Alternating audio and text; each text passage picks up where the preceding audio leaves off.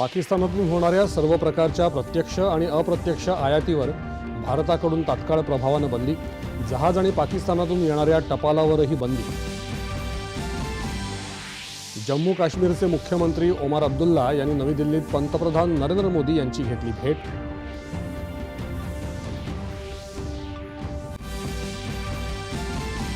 Surgical स्ट्राईकवर प्रश्नचिन्ह उपस्थित करणाऱ्या काँग्रेसवर भाजपाचा घणाघात. पाकिस्तानला मित्रदेश मानून काँग्रेसचे नेते पाकिस्तान धार्जिणी वक्तव्य करत असल्याचा केला आरोप. भारत आणि अंगोला यांच्यात 4 करारांवर स्वाक्षऱ्या. ऊर्जा, आयुर्वेद, कृषी, संरक्षण, पायाभूत सुविधा अशा विविध क्षेत्रात सहकार्य वृद्धिंगत करण्याबाबत सहमती. दहशतवाद हा मानवतेसमोरील सर्वात मोठा धोका असून सीमापार दहशतवादाविरोधात अंगोलानं भारताला दिलेल्या पाठिंब्याबद्दल पंतप्रधानांनी मानले आभार. रेल्वे मंत्री अश्विनी वैष्णव यांनी वांद्रे कुर्ला संकुलाला भेट देऊन मुंबई अहमदाबाद बुलेट ट्रेन प्रकल्पाची केली पाहणी. हडपसर जोधपूर एक्सप्रेसला दाखवला हिरवा झेंडा.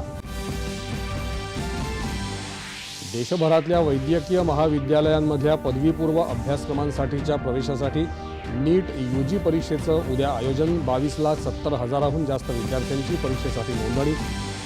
वेव्ज परिषदेमध्ये अश्विनी वैष्णव यांच्या उपस्थितीत एव्हीजीसी क्षेत्रातल्या अग्रगण्य उपक्रमांचा प्रारंभ. 7 आंतरराष्ट्रीय कंपन्यांसोबत IICTचे सामंजस्य करार. पहिल्या वेव्ज बाजारमध्ये 800 कोटी रुपयांहून जास्त उलाढाल. फिल्म्स आणि वेब सिरीजना खरेदीदारांची सर्वाधिक पसंती. वेव्ज परिषदेत आज कम्युनिटी रेडिओवरील संमेलनासह चर्चासत्रांचं आयोजन. महाराष्ट्रातल्या येरला वाणी या कम्युनिटी रेडिओला राष्ट्रीय पातळीवर पहिला पुरस्कार.